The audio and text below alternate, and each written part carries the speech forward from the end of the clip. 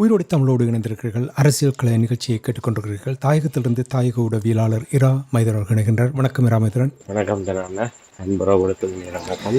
உங்களுக்கு வணக்கத்தை தெரிவித்துக் கொண்டு இன்றைய அரசியல் கலை நிகழ்ச்சியில் தொடர்ச்சியாக நாங்கள் இலங்கை தீவில் நடைபெற இருக்கின்ற அரசுத் தலைவருக்கான தேர்தல், தெற்கிலங்கையில் முன்னிலையில் நிற்கின்ற அரசியல்வாதிகள் அவர்களுடைய தேர்தல் விஞ்ஞாபனங்கள் வெளிவந்திருக்கின்றது.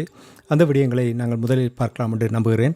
குறிப்பாக அனுரகுமார திசாநாயக்க இலங்கை தீவில் அரசியல் பரப்பில் ஒரு மாற்றத்தை ஏற்படுத்தும் வகையில் அவருடைய செயல்பாடுகள் இருக்கின்றது. குறிப்பாக இந்த அறகலை போராட்டத்தினூடாக அதன் பிறகு மிகவும் ஒரு பிரபலம் பெற்ற ஒரு நாடாளுமன்ற உறுப்பினராக பார்க்கப்படுகின்றது, அரசுத் தலைவருக்கான ஒரு வேட்பாளராக பார்க்கப்படுகின்ற இந்த நேரத்தில் சமீபத்தில் அவர்களுடைய கட்சியினுடைய தேர்தல் விஞ்ஞாபனம் வெளிவந்தது. அந்த தேர்தல் விஞ்ஞாபனத்தில் தமிழர்கள் தொடர்பான விடயங்கள் அங்கே கூறப்பட்டது. குறிப்பாக இதுவரையில் ரணில் விக்ரமசிங்காவுடைய கட்சியாக இருக்கட்டும், மைத்ரிபால சிறிசேனா மற்றும் ராஜபக்ஷாக்கள் போன்றவர்களுடைய விஞ்ஞாபனங்களில் இவ்வாறு ஒரு வெளிப்படையாக தமிழருடைய விடயங்களை இவர்கள் வெளிப்படுத்தவில்லை. ஆனால் இங்கே அனுரகுமார திசாநாயக்க அவர்கள் தெளிவாக நிறைய விடயங்களை தொற்றிருப்பதாக கூறப்படுகின்றது. முதலில் நீங்கள் எங்களுடைய உறவுகளுக்கு இந்த தேர்தல் விஞ்ஞாபனத்தில் தமிழர் தொடர்பாக என்ன விடயங்களை கூறியிருக்கின்றார்? உண்மைதான இந்த தேர்தல் இளைஞனுடைய 9வது அரசுத் தலைவரை தெரிவு செய்வதற்கான தேர்தல் களம் சூடு பிடித்திருக்கின்றது. இதில் ஒரு இருமுனை நிலவரம் காணப்படுகின்றது. அதாவது தமிழ் பேசும் மக்களுடைய வாக்குகளை, குறிப்பாக வடகிழக்கு தமிழ் மக்களுடைய வாக்குகளை பெறுவதிலே ஒரு 2 விதமான அணுகுமுறைகள் இருப்பதை பார்க்கக்கூடியதாக இருக்கின்றது. சஜித் ரணில் தரப்பு நேரடியாகவே தமிழ் தரப்பை, அதாவது வடகிழக்கு மற்றும் முஸ்லீம் மற்றும் மலையக தமிழர்களை உள்ளடக்கியதாக அவர்களை பிரதிநிதித்துவப்படுத்துகின்ற கட்சிகளை வளைத்து போட்டு அந்த கட்சிகளின் ஊடாக தமிழ் பேசும் சமூகத்தினுடைய வாக்குகளை தாங்கள் கவர்ந்து விடுவதற்குரிய நடவடிக்கைகளை எடுத்து வருகிறார்கள். அனுரகுமார திசாநாயக்க தரப்பு ஒரு பகிரங்கமாக இலங்கையர்கள், அதாவது இன மத மொழி பேதமின்றி இலங்கையர்களாக புதிய அரசாங்கத்திலே ஒரு பங்கெடுக்கின்ற வகையில் தாங்களுடைய எதிர்பார்ப்பு இருப்பதாகவும் என்று கூறிக்கொண்டாலும் அவர்கள் நேரடியாக தமிழ் பேசும் சமூகத்தோடு எந்த விதத்திலுமே ஒரு இணக்கப்பாட்டை அவர்கள் மேற்கொள்ளவில்லை. அது முக்கியமாக ஒரு கவனிக்கப்பட வேண்டிய விடயம். காலத்துக்கு காலம் வருகின்ற ஜனாதிபதிகள் தமிழ் மக்களை ஏமாற்றி வருகின்ற ஒரு வரலாற்று பின்புலத்திலே ரணில் சஜித் தரப்பு கூறுகின்ற வாக்குறுதிகள் வெற்றிக்காக மட்டுமே இலக்காக கொண்டது என்பதை எளிதாக உணர்ந்துவிட முடியும். அதே போன்று அனுரகுமார திசாநாயக்க தரப்பினுடைய நிலைப்பாடுகள் அவர்கள் மதில் மேல் பூனையாக ஒரு மாற்றத்தை விரும்புவதாக கூறினாலும் அவர்களும் அந்த ஒரு இனவாத ரீதியான ஒரு நிலைப்பாட்டோடு இருப்பதனால் ஒரு துணிந்து அந்த நிலைப்பாடுகளை எடுக்க முடியாத ஒரு தன்மையை நாங்கள் பார்க்கக்கூடியதாக இருக்கிறது. அதாவது தானாக விரும்பி டாக்டர் அர்ஜுனாவோடு அந்த நடந்த உரையாடல் கூட, நீங்கள் இதயபூர்வமாக நீங்கள் விரும்பி தேசிய மக்கள் சக்திக்கு உங்கள் ஆதரவை வழங்கினால் உங்களுடைய பிரச்சனைகளை நாங்கள் கரிசனை எடுப்போகின்ற வகையில் தான் அந்த உரையாடல் அமைந்திருந்தது. அதுதான் தேசிய மக்கள் சக்தியினுடைய நிலைப்பாடாகவும் இருக்கின்றது. அவர்கள் வெளிப்படையாக தமிழ் தரப்புக்கு எந்த வாக்குறுதிகளை வழங்குவதற்கும் அவர்கள் தயாராக இல்லை. இப்ப இந்த நேரத்தில் தான் அவர்களுடைய தேர்தல் விஞ்ஞாபனம் வெளிவந்திருக்கின்றது. அந்த தேர்தல் விஞ்ஞாபனத்திலே அவர்கள் பல விடயங்களை சூசகமாகத்தான் கூறியிருக்கின்றார்கள். நேரடியாக அவர்கள் வடக்கு கிழக்கிலே சிவில் நிர்வாகங்கள் ஏற்படுத்தப்படும் என்ற ஒரு விடயத்தை கூறியிருக்கிறார். இந்த போலீஸ் நிலையங்களிலே தமிழ் பகுதிகளிலே இருக்கின்ற போலீஸ் நிலையங்களிலே தமிழிலே சென்று முறைப்பாடு செய்யக்கூடிய வகையிலும், அந்த முறைப்பாட்டுக்குரிய விளக்கங்கள் பதில்கள் தமிழ் மொழியிலே கிடைக்கக்கூடிய வகையிலும், அந்த போலீஸ் நிலையங்களே ஒரு தமிழ் உத்தியோகத்தரை கடமையில் ஆற்றுகின்ற ஒரு நிலையை ஏற்படுத்துவதாக தங்களுடைய அரசு அமைந்தால் இப்படியான விடயங்களை தாங்கள் கவனத்தில் எடுப்பதாகவும், இந்த காணாமலாக்கப்பட்ட ஒரு விடயத்துக்கு அது விசாரணை மேற்கொள்ளப்பட்டு அதுக்குரிய ஒரு நீதி வழங்குவதற்குரிய ஒரு நடவடிக்கைகள் எடுக்கப்படும் என்றும், அப்படியாக ஒரு தமிழ் மக்களுடைய ஒரு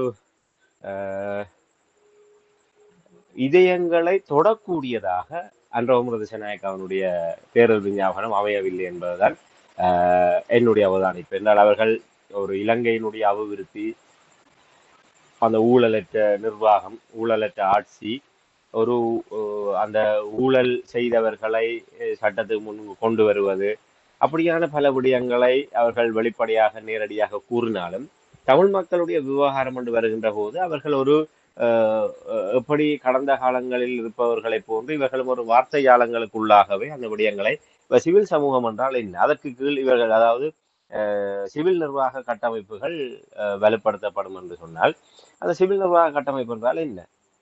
ஒன்று சிவில் நிர்வாக கட்டமைப்புன்னு சொன்னால் போலீசார் தான் முழு சட்டம் ஒழுங்கை கையில் எடுக்க வேண்டும், அங்கே இராணுவத்தினருக்கு வேலை இல்லை.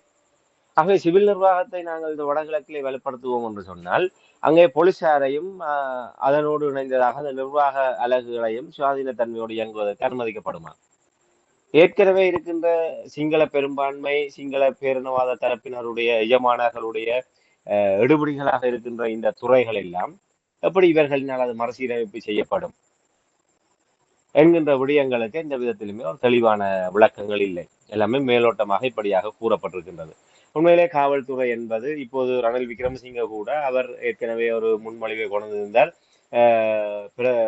பொலிஸ் மா அதிபருக்கு கீழே பிரதி பொலிஸ் மா அதிபர்களாக ஒவ்வொரு மாகாணங்களுக்கும் ஒவ்வொரு பிரதி பொலிஸ் மா அதிபரை நியமித்து அவர்களுக்கு கீழாக அந்த மாகாணங்களுக்கு உட்பட்ட போலீசாரை கட்டுப்படுத்தக்கூடிய வகையில் ஒரு ஒரு ஏற்பாடு ஒன்றை அவர் கூறியிருந்தார்.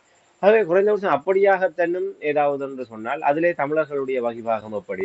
சும்மா கடமைக்காக தமிழர்களுடைய பிரதேசத்திலே ஒரு தமிழர்களை ஒரு எழுதுபிணைஞர்களாக, அதாவது முறைப்பாடுகளை பெற்றுக்கொள்ளக்கூடிய வகையிலே ஒரு தமிழ் மொழி தெரிந்தவரையும் அந்த தமிழ் மொழியிலே அவர்களுக்கு பதில் அது இப்போதும் இருக்கின்றது தானே. தமிழ் பிரதேசத்திலே இருக்கிற காவல் நிலையங்களில் இப்போதும் அந்த நிலைமை இருக்கின்றது. அங்கே சென்றால் தமிழ் பிரதேசங்களிலே நான் குறிப்பாக யாழ்ப்பாணத்தில் இருக்கின்ற யாழ்ப்பாணம், கிளிநொச்சி, முல்லைத்தீவன இந்த தமிழ் பிரதேசங்கள் சென்றாலும் அங்கே காவல் நிலையத்திலே அங்கே ஏதோ ஒரு விதத்திலே தமிழ் மொழி தெரிந்தவர்கள் அங்கே இருக்கிறார். நேரடியாக வடகிழக்கை சேர்ந்த ஒரு கணிசமான ஒரு ஒரு சொற்பமானவர்கள் போலீசிலே தங்களை இணைத்துக் கொண்டிருக்கின்றார்கள். அவ்வாறானவர்கள் அங்கே இருக்கின்றார்கள். அதை விட மலையக பகுதியையும் முஸ்லிம் சமூகத்திலே இருந்தும் காவல்துறையிலே ஒரு கணிசமானவர்கள் இருக்கின்றார்கள். அப்படிப்பட்டவர்கள் எல்லா தமிழ் பிரதேசங்களிலுமே பணிக்கு நியமிக்கப்பட்டிருக்கின்றார்கள். அவர்கள் ஊடாக அங்கே தமிழிலே அந்த விடயங்கள் மேற்கொள்ளப்பட்டு வருகின்றது.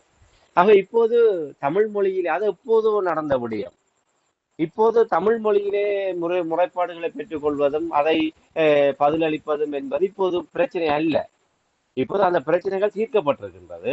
ஒவ்வொரு காவல் நிலையங்களிலும் தமிழிலே உரையாடக்கூடியவர்கள் இருக்கின்றார்கள். ஆனால் அந்த காவல் நிலையங்கள், அந்த போலீஸ் நிலையங்கள் தமிழ் மக்களுக்கு பாதுகாப்பாக இருக்கின்றதா, தமிழ் மக்களுடைய தாயக நிலத்துக்கான ஒரு ஒரு பாதுகாப்பாக இருக்கின்றதா, இல்லை தமிழ் மக்களுடைய எதிர்காலத்துக்கு பாதுகாப்பாக இருக்கின்ற அந்த கேள்விதான் இப்போது எங்கள் மத்தியில தொக்கி நிற்கின்றது. அந்த கேள்விகளுக்கு தேசிய மக்கள் சக்தி என்ன பதில் சொல்ல போகின்றது? வெறுமனே ஒரு தமிழ் உத்தியோகத்தை அங்கே நியமிப்பதன் ஊடாக இந்த பிரச்சனைகளை ஏதோ அங்கே சிங்கள மொழி திணிப்பு மட்டும்தான் இடம்பெறுகின்றது என்பதை போன்று தேசிய மக்கள் சக்தி தன்னுடைய தேர்தல் விஞ்ஞாபனத்தை முக்கியத்துவப்படுத்தி இருப்பது அவர்கள் உண்மையிலே தவறாக வழிநிறுத்தப்பட்டிருக்கின்றார்கள் தான் தோன்றுகின்றது. அதாவது நிச்சயமாக அவர்கள் நேரடியாக அன்றோமர் திசநாயக்க வடகிழக்கு பகுதியிலே இறங்கி அவர்கள் எந்தவித கலாய்வுகளையும் மேற்கொண்டிருக்க மாட்டார்கள். அவர்களுடைய கட்சியிலே இருக்கின்ற தமிழர்களுடைய பிரதேசத்தில் இருக்கின்ற பிரதிநிதிகளை வைத்துக்கொண்டு அவர்கள் சில விடயங்களை, அதாவது தமிழ் மக்களுடைய இதயங்களை, அதாவது மனங்களை ஒரு மேலோட்டமாக இவர்கள் எப்படி இவர்கள் வார்த்தையாளங்களுக்காக மக்களை ஏமாற்றுவார்கள், அதே போன்று ஒரு இதயத்துக்கு நெருக்கமாக இல்லை தமிழ் மக்களை ஏனையவர்களிடமிருந்து வித்தியாசப்படுத்தி தங்களை நோக்கி கவர வைப்பதற்காக ஏதாவது என்ன விடயங்களை செய்யலாம் என்ற ஒரு கள ஆய்வுக்கு அவர்கள் ஒரு ஆளுநரை அனுப்பியிருப்பார்கள். ஆக அவர்களுடைய ஒரு குறை மதிப்பீட்டின் அடிப்படையில் தான் இந்த விடயங்கள் முதன்மைப்படுத்தப்பட்டிருக்கலாம். இல்லை என்று சொன்னால் ஒரு தேர்தல் விஞ்ஞாபனத்திலே இந்த விடயங்களை சுட்டிக்காட்டுவது மிக பொருத்தமற்ற ஒன்றாக இருக்கின்றது. ஏன்னா சமகாலத்திலே அப்படியான இந்த ஒரு விடயங்களும் இல்லை. அதை முதன்மைப்படுத்தியது அவர்கள் சரியான ஒரு தமிழர்களுடைய பிரதேசத்திலே என்ன நிலைமைகள் இருக்கின்றது என்பதை, சமகால நிலைமைகளை சரியாக மதிப்பாய்வு செய்யாமல் அந்த பிரச்சனைகளை இனங்கண்டிருப்பதாகத்தான் பார்க்க தோன்றுகின்றது. ஆகவே இதிலிருந்தே இது ஒன்றே எங்களுக்கு மிகச்சிறந்த உதாரணம். ஒரு கால பொருத்தமற்ற வகையிலே இப்போது இல்லாத ஒரு பிரச்சனையை ஒரு பூதாகரப்படுத்தி அது ஏதோ ஒரு பிரச்சனை இருப்பது போன்று காட்டி அதற்கு தங்களுடைய ஆட்சியிலே தீர்வை கொண்டு வருவதால், அப்ப இப்போது அந்த பிரச்சனை இல்லை என்று சொன்னால் பிறகு எதுக்கு இவர்களுடைய ஆட்சி? இப்போது அந்த பிரச்சனை வடகிழக்கிலே ஒரு தமிழ் மொழி உரையாடலோ தமிழ் மொழியிலே முறைப்பாடுகளை பதிவு செய்வதோ அப்படி எந்த விதத்திலுமே பிரச்சனை இல்லை. அப்படி பிரச்சனை இல்லாத போது பிறகு எதுக்கு ஆட்சி மாற்றம் ஒன்று தேவை? அந்த ஒரு கேள்வி எழுகின்றது. அதை விட அதை கடந்து தமிழர்களுடைய பிரதேசத்திலே இன்று வடகிழக்கிலே என்று அவர்களே கூறுகின்றார்கள். அந்த போரை நடத்திய சரத் பொன்சேகா உள்ளிட்ட கமல் குணரட்னா என சகல இராணுவ தளபதிகளுமே கூறுகின்ற ஒரு விடயம், புலிகளின் காலத்துக்கு பின்னர் வடகிழக்கிலே போதைப் பொருள் கலாச்சாரம் என்பது அதிகரித்து விட்டது. புலிகளுடைய காலத்திலே அப்படி ஒன்றுமே இல்லை. கமால் குணரட்ன கூட தன்னுடைய புத்தகத்தில் எழுதியிருந்தார். தாங்கள் வன்னியிலே விடுதலை புலிகளுடைய முக்கிய பதுங்குகுழிகளை கைப்பற்றியிருந்தோம். விடுதலை புலிகளுடைய தலைவருடைய இருப்பிடம் என்று சில இடங்களை நாங்கள் அடையாளம் கண்டு கைப்பற்றியிருந்தோம். அந்த இடத்திலே எத்தனையோ ஆயிரம், எத்தனையோ லட்சக்கணக்கான புகைப்படங்கள் உள்ளிட்ட ஆவணங்களை நாங்கள் கைப்பற்றியிருந்தோம். ஆனால் ஒரே ஒரு மது போத்தலை கூட நாங்கள் அவருடைய இடத்திலிருந்து நாங்கள் கைப்பற்றவில்லை என்கின்ற ஒரு விடயத்தை கமால் குணரட்ன தன்னுடைய ஒரு புத்தகத்திலே தன்னுடைய பதிவு செய்திருக்கிறார். அதே போன்று பல சந்தர்ப்பங்களை கமால் குணரட்ன நேரடியாக அந்த விடயத்தை பதிவு செய்திருக்கின்றார். ஆகவே அவர்கள் சொல்லுகின்ற விடயம் என்ன? விடுதலை புலிகளுடைய தலைவர் பிரபாகரன் அவருடைய ஒரு முக்கியமான வெளி உலகமே அறிந்திருக்காத பல அவருடைய ஒரு தனிப்பட்ட தகவல்களையும் புகைப்படங்கள் உள்ளிட்ட பல ஆவணங்களை நாங்கள் கைப்பற்றி இருக்கின்றோம். அந்த எதிலுமே ஒரு புகைப்படத்தில் கூட அவர் ஒரு தவறாக ஒரு ஒரு மதுப்போத்தலோடோ மதுபாவனையில் ஈடுபட்டதாக ஒரு புகைப்படத்தை கூட நாங்கள் காணவில்லை என்று சொன்னால் எப்படி? இதுதான் நிலவரம். ஆக அப்படிப்பட்ட ஒரு நிலைமையிலே வடக்கு கிழக்கு தமிழர் தாயகத்தை அந்த நில அரசாங்கத்தின் மூலமாக ஒரு போதை கலாச்சாரமற்ற ஒரு மது போதை அதன் மூலமாக ஏற்படுகின்ற சமூக குற்றங்கள், சமூக பிறழ்வுகள் அவை எதுவுமே இல்லாமல் ஒரு உருக்கமாக ஒரு சமூக ஒரு பாதுகாப்பான நிலைமையிலே அவர்கள் வைத்திருந்தார்கள் என்று சொன்னால் இன்று 15 ஆண்டுகளிலே அந்த நிலைமை தலைகளாக போயிருக்கின்றது. இன்று கேரளா கஞ்சா என்பதிலிருந்து இன்று உயிர்கொல்லியாக இருக்கின்ற உயிர்கொல்லி போதைப் பொருளாக இருக்கின்ற ஹெரோயின், குஷ் மற்றும் ஐஸ் போதைப் பொருட்கள் இப்போது வடகிழக்கிலே எந்த மூலை முடுக்கிலுமே இலகுவாக அதை நுகர விரும்புபவர்களுக்கு இலகுவாகவே கிடைக்கக்கூடிய அளவுக்கு தங்குதடை இல்லாமல் இருக்கின்றது. ஆகவே இதை தடுப்பதற்கு இந்த காவல்துறையினர் வேடிக்கை பார்த்து கொண்டிருக்கிறார். இதற்கெல்லாம் அன்றகுமார திசாநாயக்காவினுடைய தேசிய மக்கள் சக்தியுடைய ஆட்சியில இந்த தீர்வை கொடுக்க போன்றாங்க. இதெல்லாம் வெளிப்படையாக பேசப்பட வேண்டும். இது வெறுமனே வடக்கு கிழக்கில் தமிழ் மக்களுடைய பிரச்சனை அல்ல, நாட்டினுடைய எதிர்காலம் தொடர்பான பிரச்சனை. இந்த நாட்டினுடைய இந்த இளைஞர்கள் போதை பழக்கத்துக்கு அடிமையாகி ஒரு அவர்கள் சமூக பிறழ்வாக சமூக விரோத தன்மையோடு அவர்கள் ஊக்குவிக்கப்படுவதானது நாட்டுடைய எதிர்காலத்தையே நாசமாக்குகிறது. ஏன்னா இன்றைய இளைஞர்கள் நாளைய தலைவர்கள். ஆகவே நாட்டினுடைய தலைவர்களாகவோ இல்லை நாட்டினுடைய பொருளாதாரத்தினுடைய தாங்குதூண்களாக இருக்கக்கூடிய இன்றைய இளைஞர்களை போதைப்பொருள் பாவனைக்குள் சமூக விரோதிகளாக மாற்றிவிட்டு எப்படி நாளைய எதிர்காலத்தை நாங்கள் கட்டியெழுப்ப போகின்றோம்? ஆகவே நாளைய எதிர்காலம் நாளை என்பதை பற்றி சிந்திக்கின்ற போது இன்றைய இளைஞர்களை நாங்கள் பாதுகாப்பதற்கு இந்த வேலை திட்டத்தை வைத்திருக்கின்றோம் என்பதுதான் மிக முக்கியம். அவை தமிழர்கள் வடக்கு கிழக்கு தமிழர்கள் என்று பார்த்தால் இலங்கை வழி முன்னேற வேண்டுமாக இருந்தால் அது அவர்கள் சொல்வதை போன்று இனமத மொழி பேதம் இல்லாமல் இருக்க வேண்டும் என்றால் இது தமிழர்களுடைய பிரதேசத்தில் திட்டமிட்டு ஊக்குவிக்கப்படுகின்றது. அங்கே இருக்கின்ற காவல் நிலையங்கள் என்ன செய்து கொண்டிருக்கின்றார்கள். ஆகவே இது அங்கே மொழி பிரச்சனை மட்டுமல்ல, காவல்துறையினர் இங்கே நடைபெறுகின்ற சகல சமூக விரோத செயல்பாடுகளையும் கண்டுங்காணாமல் அனுமதித்துக் கொண்டிருக்கின்றார்கள். இதற்கு மேலிடத்திலிருந்து அவர்களுக்கு விசேட அனுமதி கிடைக்கின்றது. என்றால் இராணுவத்தினரை இங்கே நிலை வைக்க வேண்டுமாக இருந்தால் காவல்துறை சிவில் நிர்வாகத்தை முழுமையாக செவ்வனே செயல்படுத்துமாக இருந்தால் இராணுவத்தினுடைய தேவை என்பது இல்லாமல் போய்விடும். ஆகவே இராணுவத்தினுடைய தேவையை தக்க வைப்பதற்காகத்தான் இப்படியான சமூக விரோத அதாவது வாழ்வெட்டு குழுக்களையும் இவ்வாறு சமூக விரோத செயல்பாடுகளை ஊக்குவிப்பதன் ஊடாக அது யாருமே அந்த சிவில் நிர்வாகம் என்று சொல்லப்படுகிற அந்த போலீஸ் நிர்வாகம் சரியாக செயல்படவில்லை என்பதை சுட்டிக்காட்டுவதற்கு பதிலாக இராணுவ முகாமை அமையுங்கள், இராணுவத்தை போடுங்கள், அப்போதுதான் இந்த நிலைமைகளை கட்டுப்படுத்தலாம் என்று எங்களுடைய தரப்பிலிருந்து அந்த கோரிக்கையை முன்வைக்க பார்க்கின்றார்கள். ஆகவே இதற்கெல்லாம் தேசிய மக்கள் சக்தி என்ன தீர்வு தரப்போம்? ஆகவே இது தேசிய மக்கள் சக்தியினுடைய அந்த தேர்தல் விஞ்ஞாபனத்திலே கூறுகின்ற விடயங்கள், காணாமலாக்கப்பட்ட ஒரு விடயம், அதெல்லாம் அவர்கள் தெளிவாக அதெல்லாம் மேலோட்டமாக காணாமலாக்கப்பட்ட ஒரு பிரச்சனை, இந்த அரசாங்கம் காணாமலாக்கப்பட்ட ஒரு பிரச்சனையை கையில் எடுத்திருக்கின்றது. வலிந்து காணாமலாக்கப்பட்டவர்களுக்கு என்ன தீர்வு? போருடைய இறுதி கால பகுதியில தங்களுடைய உறவுகளை நேரடியாக கையளித்தவர்களுக்கு என்ன தீர்வு இவர்கள் வழங்கப் போகின்றார்கள்? காணாமலாக்கப்பட்டவர்கள் என்ற பொது நிலையிலே பார்ப்பதுதான் பாரிய பிரச்சனை. இப்போது கூட இந்த ஓஎம்பி என்று சொல்லப்படுகின்ற ஆபீஸ் மிஸ்ஸிங் பர்சன் என்று சொல்லப்படுகின்ற அந்த ஓஎம்பி அலுவலகம், காணாமலாக்கப்பட்டவருக்கான அலுவலகத்திலே அவர்கள் அந்த ஆரம்ப நாட்களிலிருந்து வேறு சமூக காரணங்களால் காணாமலாக்கப்பட்டவர்கள் காணாமல் போனவர்களையும் உள்ளடக்கியதாக இந்த பிரச்சனைகளை கையாள வலிக்கிற போது சிங்கள மக்கள், முஸ்லிம் மக்கள், இலங்கையில பல்வேறு யுத்தத்தால் பாதிக்கப்படாமல் காணாமல் போனவர்கள் கூட அந்த விடயத்துக்குள் உள்வாங்கப்படுவார்கள். ஆகவே அப்படியாக அந்த வலிந்து காணாமலாக்கப்பட்டவருடைய பிரச்சனையை ஒரு பொதுமைப்படுத்தி அதை வலுக்குறைப்பு செய்து அதனுடைய தனித்தன்மையை இல்லாமல் செய்வதுதான் அந்த காணாமல் போனோர் என்ற பதம். வலிந்து காணாமலாக்கப்பட்டவர்கள் உறவுகளால் நேரடியாக விசாரணைக்கு கையளிக்கப்பட்டு அவர்கள் தொடர்பாக இன்று வரை என்ன நடந்தது என்று தெரியாமல் இருக்கின்ற விடயம்தான் மிக முக்கியமானது. அது இந்த சர்வதேச மன்றங்களினால் இலங்கை அரசாங்கத்துக்கு பாரிய அழுத்தங்கள் பிரயோகிக்கப்படுகின்றது. அந்த வலிந்து காணாமலாக்கப்பட்ட ஒரு விடயத்துக்கு நிச்சயமாக பொறுப்புக்குரியாக வேண்டும் என்று. இந்த விடயங்களிலே அப்ப காணாமலாக்கப்பட்டவர்கள் நிச்சயமாக தேர்தல் விஞ்ஞாபனம் என்று சொன்னால் மிக விரிவாக இருக்க வேண்டும்.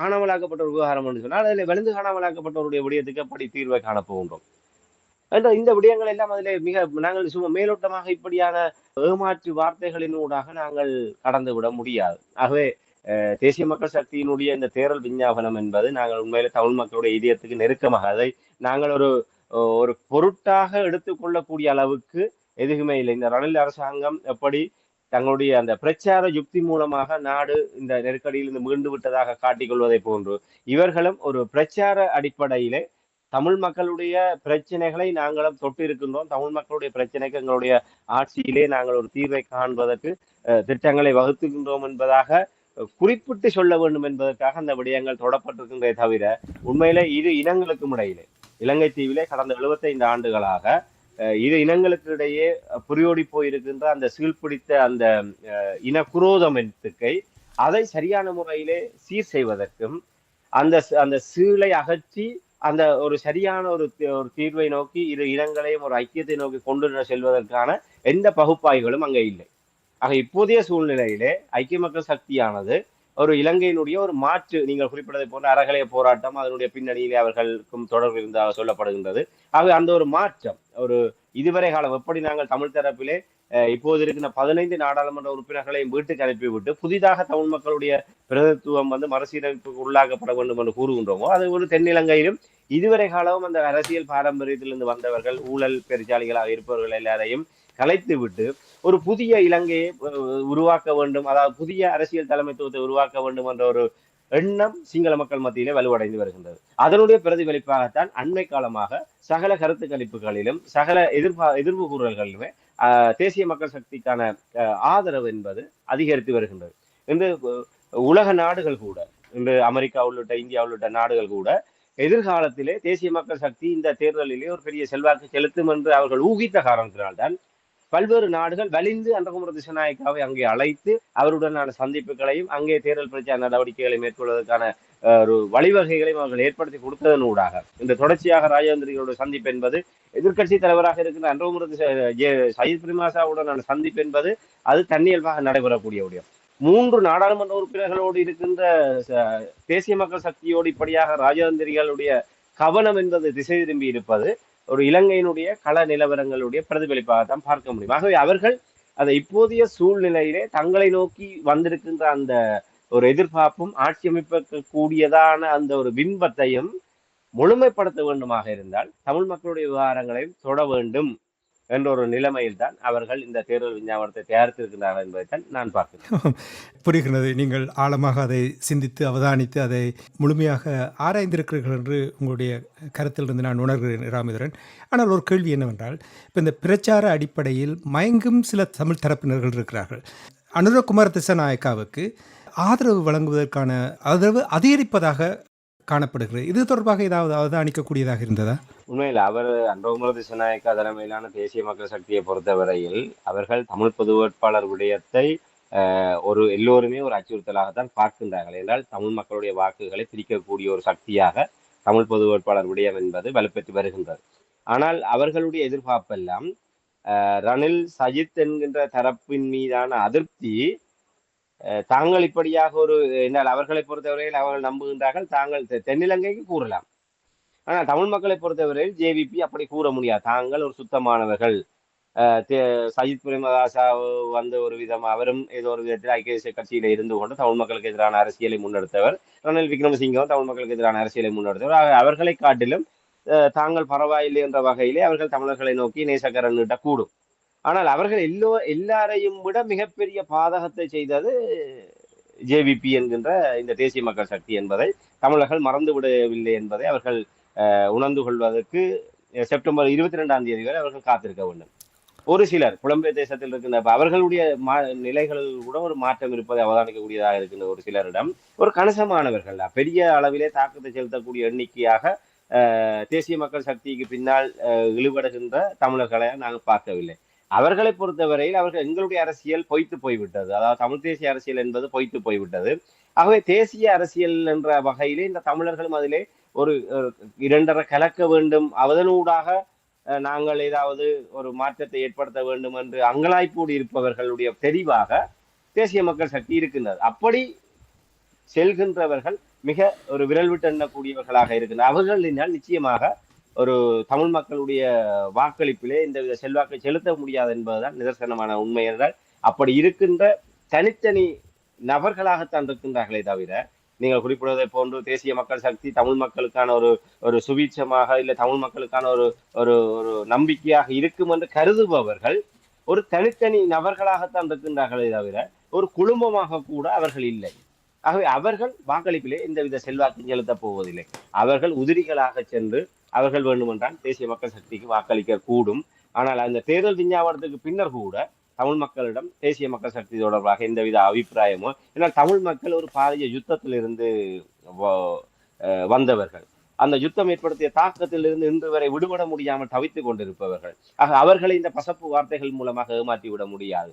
ஒரு சிலரை அப்படி அதுக்குள் உள்வாங்க முடியும் என்றால் அந்த அப்படியாக அந்த போர் நெருக்கடிகளில் இருந்தும் இழப்புகளில் இருந்தும் துன்ப துயரங்களில் இருந்து மீள முடியாமல் தவித்துக் கொண்டிருக்கின்ற போது ஒரு பொருளாதார ரீதியாக அவர்கள் தாங்கள் மேலெழுந்து வருவதற்கான உதவிகள் கிடைக்கின்ற தரப்புகளிடம் இருந்து அவர்கள் இப்படியாக ஒரு அரசியல் ரீதியாக ஒரு தடுமாற்றமான போக்கை காட்டக்கூடும். என்றால் அவர்கள் செஞ்சோற்று கடன் பட்டவர்களாக, புலம்பெயர் தேசத்திலிருந்து உதவுபவர்கள், இல்லை தாயகத்திலிருந்து உதவிகளை செய்பவர்கள், அவ்வாறு உதவி செய்கின்ற கொடையாளர்கள் இப்படியான ஒரு மனப்புரல்வான நிலையிலே தேசிய மக்கள் சக்தியின் ஊடாக தமிழ் மக்களுக்கு ஒரு விமோசனம் கிடைக்கும் என்று நம்புகின்ற பட்சத்திலே அவர்கள் தங்களுக்கு கீழாக பயனாளிகளாக இருக்கின்ற ஒரு சிலரையும் அவர்கள் நிர்பந்திப்பார்கள். என்றால் இவர்களும் அவர்களிடம் கடமைப்பட்டதன் நிமித்தமாக அப்படித்தான் இந்த தேசிய மக்கள் சக்திக்கான ஒரு தமிழ் மக்களுடைய நிலை இருக்கின்றதை தவிர எந்த அடிப்படையிலுமே தேசிய மக்கள் சக்தியினுடைய கொள்கையை நாங்கள் தமிழ் மக்கள் ஏற்றுக்கொள்கின்றோம், தேசிய மக்கள் சக்தியினுடைய கொள்கை தமிழ் மக்களை பிரதிபலிக்கக்கூடியதாக இருக்கின்றது என்று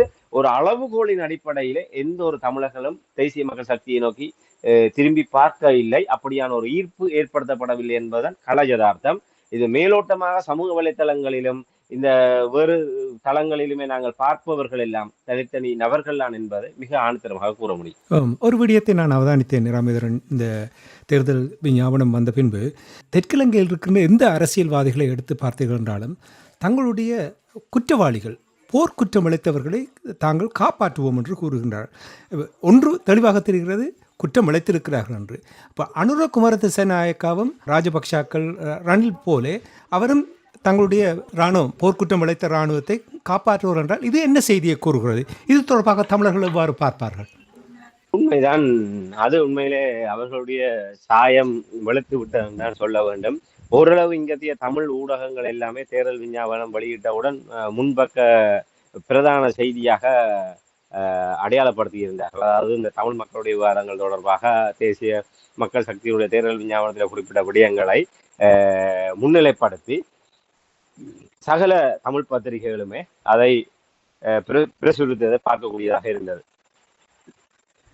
இந்த நேரத்தில் தான் மறுநாள், நான் அடுத்த நாள் ஒரு சர்வதேச செய்தி நிறுவனம் ஒன்றுக்கு வழங்கிய நேர்காணலின் போது போர்க்குற்றவாளிகளை எங்களுடைய அரசாங்கம், அதாவது தேசிய மக்கள் சக்தியினுடைய அரசாங்கம் அமைகின்ற போது போர்க்குற்றவாளிகளுக்கு எதிராக இந்த வித நடவடிக்கைகளும் எடுக்கப்படாது, அந்த போர்க்குற்றம் என்பதை அவர்கள் ஏற்றுக்கொள்ளவில்லை, மனித உரிமை மீறல் என்ற அடிப்படையிலே மனித உரிமை மீறலிலே ஈடுபட்டவர்களை நிச்சயமாக விசாரணைகள் ஊடாக, நீதிமன்ற நடவடிக்கை ஊடாக அவர்கள் பொறுப்பு கூற வைக்கப்படுவார்கள். இதற்கு அவருக்கு சொல்லுகின்ற ஒரு காரணம், தமிழ் மக்கள் கூட போரிலே நடந்தவற்றுக்கு என்ன நடந்தது என்று தெரிய வேண்டும் என்று விரும்புகின்றார்களே தவிர அவர்கள் யாரையுமே தண்டிக்க வேண்டும் என்று தமிழ் மக்கள் கூட விரும்பவில்லை. ஏனால் காணாமலாக்கப்பட்டவர்கள் என்ன, எங்களுடைய உறவுகளுக்கு என்ன நடந்தது என்று அது முதல் அடி. அதற்காக நாங்கள் அப்படியே விட்டுவிட முடியுமா? அவர் அதை ஒரு சாதகமாக வைத்துக் கொண்டு தமிழ் தரப்பிலே இதுவரை காலமும் நடந்த இந்த போர்க்குற்றங்கள், இந்த விடயங்கள், ஆக நீங்கள் குறிப்பிட்டதை போன்று அவர் ஒன்றை மறுதளிக்கவில்லை. அதாவது போர்க்குற்றங்கள் நடந்திருக்கு என்பதை அவர்கள் ஏற்றுக்கொள்கின்றார்கள். போர்க்குற்றவாளிகளை நாங்கள் தண்டிக்க மாட்டோம் என்று தான் சொல்கின்றார் தவிர போர்க்குற்றம் இடம்பெறவில்லை என்று அவர்கள் கூற தயாராக இல்லை. ஆகவே அவர்களும் அந்த ராஜபக்சேக்களுடைய நிலையில நின்று கொண்டு, ரணில் விக்ரமசிங்க நிலையில நின்று கொண்டு அவர்களும் இந்த அந்த கதிரியை கைப்பற்றுவதற்காக தங்களை அவர்கள் தயார்படுத்திக் கொண்டிருக்கின்றார்கள் என்பதைத்தான் நாங்கள் இதில் ஆணித்தரமாக கூற முடியும். ஏனென்று சொன்னால் நமல் ராஜபக்ச இப்போதும் அந்த இனவாத ரீதியான கருத்துக்களை தான் முன்வைத்துக் கொண்டிருக்கிறார். வடக்கு கிழக்கு இணைக்க மாட்டோம், தமிழர்களுக்கு எந்த விதத்திலுமே அரசியல் தீர்வுகளை வழங்க மாட்டோம், ஒன்றுபட்ட இலங்கைக்குள்ளாக பௌத்தத்தை முன்னிலைப்படுத்தியதாகத்தான் அவர்களுடைய முழுமையான கருத்துக்களும் இருக்கின்றது. இராணுவத்தை பாதுகாப்போம், இராணுவத்தை காட்டிக் கொடுக்க மாட்டோம். இந்த வார்த்தைகள் எல்லாம் தென்னிலங்கையில இருக்கின்ற கடும் இனவாதிகள், அந்த கடும் போக்குவாத தரப்பினரை இலக்கு வைத்துதான் நமல் ராஜபக்சவனுடைய அந்த அறிவிப்புகள், அந்த பேச்சுக்கள் எல்லாம் இருக்கின்றது. ஆகவே அதை இவர்களை ஒரு சலனப்படுத்தி இருக்கின்றது. ஆகவே இவர்களும் இப்படியான கருத்துக்களை கூறுவதனூடாக இவர்களும் அதே அந்த ஒரு பௌத்த சிங்கள பேரினவாத தரப்பினருடைய வாரிசுகளாகவும் தொடர்ச்சியாகவும் தான் தேசிய மக்கள் சக்தியை நாங்கள் பார்க்க முடியும். என்னால் இது ஒன்றே போதும் எங்களுக்கு. இந்த ரணில் விக்ரமசிங்கவை நாங்கள் தமிழ் மக்கள் நிராகரிக்கின்றோம். நல்லாட்சி அரசாங்கம் அமைக்கப்பட்ட போது தமிழ் தேசிய கூட்டமைப்போடு துணையோடு தான் நல்லாட்சி அரசாங்கம் அமைக்கப்பட்டது. ஆனால் என்ன நடந்தது? ரணில் விக்ரமசிங்கோ மைத்திரிபால சிறிசேனோ என்ன சொன்னார்கள்? நாங்கள் தான் இவர்களை காப்பாற்றினோம் என்று. அது ஒருபடி மேலே சென்று பிரதமராக இருந்த ரணில் விக்ரமசிங்க சர்வதேச மன்றத்திலும் இலங்கைக்குள்ளாக அவர் எந்த மேடையிலுமே ராஜபக்சேக்களை மின்சார கதிரிலிருந்து காப்பாற்றியது நான் தான், இந்த அரசாங்கம் தான், எங்களுடைய அரசாங்கம் தான் ராஜபக்சேக்களை மின்சார கதிரிலிருந்து காப்பாற்றியது என்று பகிரங்கமாகவே கூறியவர். ஆக இதிலிருந்து இது என்ன தெரிகின்றது? அவர்கள் மீது நடவடிக்கை எடுக்க முற்பட்டால் ஆட்சி அதிகாரம் ஆட்டம் கண்டுவிடும். சிங்கள பௌத்த பேரினவாதம் இப்படியானவர்களை விரும்பாது. நாட்டை காட்டி கொடுத்தவர்கள் என்ற ஒரு குற்றச்சாட்டை முன்வைத்து இவர்களை இலகுவாக அகற்றி விடுவார்கள். ஆகவே இவர்கள் தமிழ் மக்களுக்கு இழைக்கப்பட்ட ஒரு சாதாரண விடயம் அல்ல. இன்று இலங்கை தீவு சுதந்திரமடைந்து 76 ஆண்டுகள் ஆகிவிட்டது. 76 ஆண்டுகளாக தமிழ் மக்களுக்கு எதிரான குற்றங்கள் இழைக்கப்பட்டு கொண்டிருக்கின்றது. இது சாதாரண ஒரு கொலை வழக்கோ இல்லை ஒரு திருட்டு வழக்கோ இல்லை ஏதோ ஒரு வழக்கோ ஒரு குற்றத்தோடு சம்பந்தப்பட்ட விடயம் அல்ல. இலங்கை தீவு 76 ஆண்டுகளாக கண்டிருக்கின்ற மிக பாரிய ஒரு மோசமான நிலைமை. இன்று இந்த நிலைகுத்திய நிலையிலே ஒரு அதள பாதாளத்தில் இலங்கை நிற்பதற்கான அடித்தளமே இந்த 76 ஆண்டுகளாக தமிழ் மக்கள் மீது வலிந்து திணிக்கப்பட்ட இந்த குரோதமும் இந்த ஒரு ஒரு வன்போக்கு நிலைமை. ஆகவே இந்த விடயங்களை சீர் செய்து இதுக்கு ஒரு தீர்வு காணப்படாமல் நாட்டை முன்னோக்கி சென்று விட முடியாது. ஆகவே ஒரு போர்க்குற்றவாளிகள் என்று சொன்னால் இன்று இராணுவத்திலே தமிழ் அரசியல் கைதிகளை விடுவிப்பதற்கு இன்று எத்தனையோ காரணங்களை கூறிக்கொண்டிருக்கின்றார்கள். ஆனால் பகிரங்கமாகவே சாட்சியங்களோடு நிரூபிக்கப்பட்ட எத்தனையோ இராணுவ தளபதிகளும் இராணுவ அதிகாரிகளும் நீதிமன்றத்தினாலே குற்றவாளிகள் என்று தண்டிக்கப்பட்டு சிறை தண்டனை விதிக்கப்பட்ட போது பொது மன்னிப்பின் அடிப்படையில் விடுவிக்கப்பட்டிருக்கின்றார்கள். ஆகவே இதெல்லாம் அவர்கள் மீள சமூகத்திலே திருந்தி வாழ்கின்ற நிலைமைக்கு தமிழர்கள் எதிரானவர்கள் அல்ல. ஆனால் இதனால் ஒரு பிள்ளையான முன்மாதிரியாக போடும். தமிழர்களை கொன்றால் சிறை கூட அவர்களுக்கு ஒரு விஷயமே இல்லை, பொது மன்னிப்பினூடாக வெளியே வந்து விடுகின்றார்கள் என்ற அந்த பிள்ளையான ஒரு முன்மாதிரியை இந்த அரசாங்கம் தொடர்ச்சியாக தக்க வைப்பதனூடாகத்தான் தமிழ் மக்களுக்கு எதிரான கொடுமைகள் நிகழ்ந்து கொண்டிருக்கின்றது. ஒன்று அரச இயந்திரத்தினுடைய ஏவலின் பேரில் நடைபெறுகின்றது, சில விடயங்கள் தன்னியல்பாகவே நடைபெறுகின்றது. அந்த வாய்ப்பை சாதகமாக பயன்படுத்தி கொண்டு தன்னியல்பாகவே தமிழ் மக்களுக்கு மீது அவ்வாறான அடக்குமுறைகள் திணிக்கப்படுகின்றது. ஆக இந்த இடத்திலே அந்த ஏன் நாங்கள் தமிழ் மக்கள் மீள நிகழாமை, அதைத்தான் சர்வதேச நாடுகளும் ஐக்கிய நாடுகள் சபையிலுள்ள இந்த வன்முறைகள், இந்த கடந்த காலத்தில் நடந்த துன்பகரமான நிலைமைகள் மீள நிகழாமையை உறுதிப்படுத்த வேண்டும் என்று. அந்த மீள நிகழாமையை உறுதிப்படுத்துவது எப்படி? அதோடு சம்பந்தப்பட்டவர்களை பொறுப்பு கூறல் பொறிமுறையினூடாக அவர்களை தண்டனைக்குள்ளாக்குவது என்று யாருமே நாங்கள் அவர்களை தூக்கிலிட வேண்டும் என்ற ஒரு எதிர்பார்ப்போடு இந்த விடயங்களை கோரிக்கை முன்வைப்பதில்லை. மீளவும் இப்படியாக ஒரு இலங்கையிலே இப்படியான ஒரு நிலைமைகள் நடக்குமாக இருந்தால் இதுதான் அவர்களுக்கான தீர்வு என்கின்ற முன்மாதிரி நிலையை ஏற்படுத்த வேண்டும். ஆகவே தேசிய மக்கள் சக்தி தங்களை ஒரு மாற்றாக ஒரு புதிய ஒரு இலங்கையை இன மத மொழி பேதம் இல்லாமல் நாங்கள் கட்டி எழுப்ப விரும்புகிறோம் என்று கூறுபவர்கள் இராணுவம் இழைத்த இந்த போர்க்குற்றங்கள் என்று சணல் போர் வெளியிட்ட அத்தனை சாட்சியங்களையும் விட மலையளவு ஆதாரங்கள் இன்றும் இருக்கின்றது, மலையளவு சம்பவங்கள் நடந்தேறி இருக்கின்றது. இதெல்லாம் காரணமானவர்கள் தண்டிக்கப்படாவிட்டால் அதே இராணுவத்தை வைத்துத்தான் இவர்கள் தங்களுடைய அரசாங்கத்தை கொண்டு நடத்த போகின்றார்கள். அப்போது இங்கே எப்போது அந்த இராணுவத்துக்கு கீழ் அந்த அந்த தமிழ் மக்களுக்கு எதிராக இந்த போர்க்குற்றங்களை இழைத்த இராணுவத்தினரை வைத்துக்கொண்டு அரச இயந்திரத்தை கொண்டு நடத்துகின்ற தேசிய மக்கள் சக்தியினால் எப்படி தமிழ் மக்களை பாதுகாக்க முடியும்? ஆகவே அடிப்படையில இருக்கின்ற குளறுபடிகளையும் இந்த இந்த தவறுகளையும் சீர் செய்யாமல் எப்படி இவர்களால் மாற்றத்தை கொண்டு வந்து விட முடியும்? ஆகவே அவர்களுக்கு பயம். இப்போது இதுதான் அடிப்படை. சிங்கள பௌத்த பேரினவாத தரப்பினரை பகைத்து கொண்டு கடும்போக்குவாத தரப்பினருடைய வாக்குகளை இழந்து விடுவோம் என்று இப்போதே அஞ்சுகின்ற தேசிய மக்கள் சக்தியினால் எப்படி ஆட்சிக்கு வந்ததுக்கு பிற்பாடு தமிழ் மக்களுக்கான நீதியான தீர்வை பெற்றுத்தர முடியும்? கிடையவே கிடையாது. இது எல்லோருமே ஒரே குட்டையில் உரிய மட்டைகள் தான் என்பதை நாங்கள் இதிலே பட்டவர்த்தனமாக கூற முடியும். ஐக்கிய தேசிய கட்சியாக இருக்கட்டும், தேசிய மக்கள் சக்தியாக இருக்கட்டும், பொதுஜன பெரமுனவாக இருக்கட்டும், ஸ்ரீலங்கா சுதந்திர கட்சியாக இருக்கட்டும், இல்லை இன்னொரு சிங்கள கட்சிகளாக இருக்கட்டும், அதோடு 10ஓடு 11ஆக தேசிய மக்கள் சக்தியும் ஒரே குட்டையில் உரிய மட்டைதான் என்பதை நாங்கள் மிக ஆணித்தரமாக கூற முடியும் என்றால், அவர்கள் இப்போது நாங்கள் திட்ட தெளிவாக கூறுகின்ற விடயம், மாலதீவிலே நடந்த ஜனாதிபதி தேர்தலில், அண்மையிலே மாலதீவிலே நடந்த ஜனாதிபதி தேர்தலிலே தற்போதைய ஜனாதிபதியாக இருப்பவர் தன்னுடைய தேர்தல் விஞ்ஞாபனத்திலே ஒரு விடயத்தை கூறியிருந்தார். மாலதீவிலே நிலை கொண்டிருக்கின்ற இந்திய இராணுவத்தினரை நாட்டை விட்டு வெளியேற்றுவதற்கான ஆணையை கோருகின்ற தேர்தலாகத்தான் அந்த ஜனாதிபதி தேர்தலை மாற்றியிருந்தார். மக்கள் அமோகமாக அவருக்கு வாக்களித்திருந்தார்கள். அவர் ஜனாதிபதியாக தெரிவு செய்யப்பட்டதுக்கு பிற்பாடு என்னுடைய கோரிக்கை என்பது இந்த மாலதீவு நாட்டிலிருந்து இந்திய படைகளை வெளியேற்ற வேண்டும் என்பது, அதற்கு இத்தனை சதவீத மக்கள் ஆதரவை வழங்கி இருக்கின்றார்கள், மக்களுடைய ஆணையை நிறைவேற்றுவதுதான் என்னுடைய கடமை என்று அவர் மக்கள் மீது பழியை போட்டார். அவருக்கு பின்னணியிலே சீனா இருக்கின்றது, பாகிஸ்தான் இருக்கின்றது என்பதாக சொல்லப்படுகின்றது. இந்திய இராணுவத்தை அங்கிருந்து வெளியேற்றியதிலே வல்லாதிக அவர் இந்தியாவுக்கு எதிரியான நாடுகளுடைய செல்வாக்கு இருப்பதாக கூறப்படுகின்றது. ஆனால் அவர் புத்திசாலித்தனமாக அதை இந்தியாவால் நிராகரிக்க முடியவில்லை. மக்கள் ஆணை என்கின்ற விடயத்துக்கு எல்லோருமே கட்டுப்படுத்ததான் ஆக வேண்டும். ஆகவே அதே முறையில் தான் இலங்கையில் நாங்கள் மாற்றத்தை எதிர்பார்க்கின்றோம். அது ரணில் விக்ரமசிங்கவாக இருக்கட்டும், சயித் பிரேமதாசவாக இருக்கட்டும், நமல் ராஜபக்சவாக இருக்கட்டும், இல்லை அன்றகுமர திசநாயக்காக இருக்கட்டும், தங்களுடைய தேர்தல் விஞ்ஞாபனத்திலே சிங்கள மக்களிடம் பகிரங்கமாகவே ஆணை கோர வேண்டும். இலங்கை தீவிலே தமிழ் மக்களும் வடக்கு கிழக்கு அவர்களுடைய நிலப்பரப்பிலே தங்களை நிர்வாக ரீதியாகவும் ஆட்சி அதிகார ரீதியாகவும் தங்களை ஆள்வதற்கு உரித்துடையவர்கள். ஆகவே இந்த இலங்கையிலே அதிகாரங்களை தமிழர்களுக்கு பகிர்ந்து கொடுத்து அவர்கள் தங்களை தாங்களே ஆளக்கூடிய உள்ளக சுயநிர்ணய அடிப்படையிலே அவர்களுக்கான அந்த உரித்து இருக்கின்றது என்பதை அவர்கள் ஏற்றுக்கொண்டு இந்த இலங்கை தீவு இது இப்படியே வெறுமனே சொல்வதோடு மட்டும் முடிகின்ற விடயம் அல்ல. இந்த இலங்கை தீவு சுதந்திரம் அடைந்த போது சிங்கப்பூர் இலங்கையை போன்று வர வேண்டும் என்று அவா கொண்ட நாடாகத்தான் சிங்கப்பூர் இருந்தது. இந்த சிங்கப்பூரை பார்த்து நாங்கள் அவா கொண்டாலும் அதை கிட்ட நெருங்கி விட முடியாத அளவுக்கு படு பாதாளத்தை நோக்கி இலங்கை சென்றிருக்கின்றது. ஆக இந்த பின்னடைவுக்கெல்லாம் காரணம் ஒரு 75 ஆண்டுகளிலே சிங்கப்பூருக்கும் இலங்கைக்கும் உள்ளான நிலைமை எப்படி தலைகளாக மாறியது என்று சொன்னால் தமிழர்களுக்கு எதிரான அந்த இன அழிப்பு யுத்தம் தான் இதற்கு அடிப்படை காரணம். அந்த யுத்தத்துக்காக கோடான கோடி கடன்களை பெற்று இன்று கடலிலே மூழ்கி திவாலாக போயிருக்கின்ற அளவுக்கு நிலைமை வந்தது என்று சொன்னால் தமிழர்களுக்கு எதிராகத்தான். இந்த ஆயுதங்கள் பிராந்திய பாதுகாப்புக்காக வாங்கி குவிக்கப்பட்டவை அல்ல. இலங்கைக்கு எதிராக எந்த நாடும் போர் தொடுக்கின்ற அபாயம் இல்லை.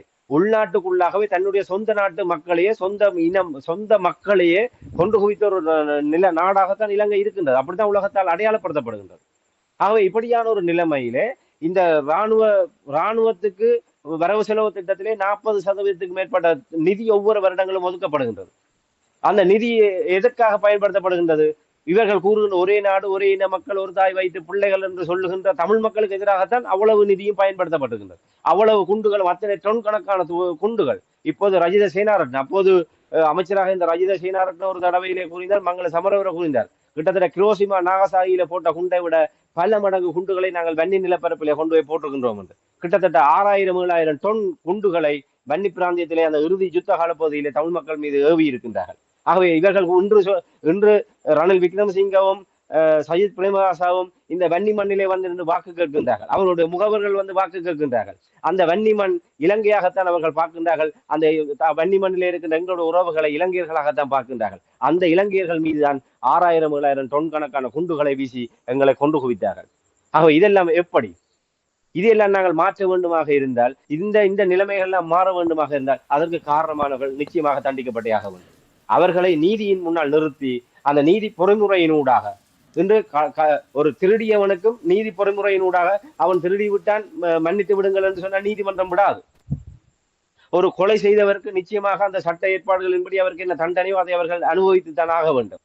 அதே போன்று போர்க்குற்றத்தில் ஈடுபட்டவர்களை நீங்கள் சந்தியில நிப்பாட்டி வைத்து அவர்களுக்கு தண்டனை கொடுக்க வேண்டும் என்று யாரும் கூறவில்லை. அந்த நீதி பொறிமுறையினூடாக தமிழ் மக்களுக்கு இழைக்கப்பட்ட போர்க்குற்றங்களுக்கு அது உள்நாட்டு ரீதியாகவோ சர்வதேச ரீதியாகவோ இருக்கின்ற அந்த போரியல் சட்ட நியமங்களுக்கு ஏற்றவாறு அவர்களுக்குரிய தண்டனை கிடைப்பது என்பது அது நாங்கள் இயல்பாகவே ஏற்றுக்கொள்ளக்கூடிய விடயம். ஆகவே அதை மறுதளிக்கின்ற அன்றகுமர திசாநாயக்க தலைமையிலான தேசிய மக்கள் சக்தி தமிழ் மக்களுடைய அடிப்படை விடயத்தை நிராகரிப்பதாகத்தான் நாங்கள் கூற முடியும்.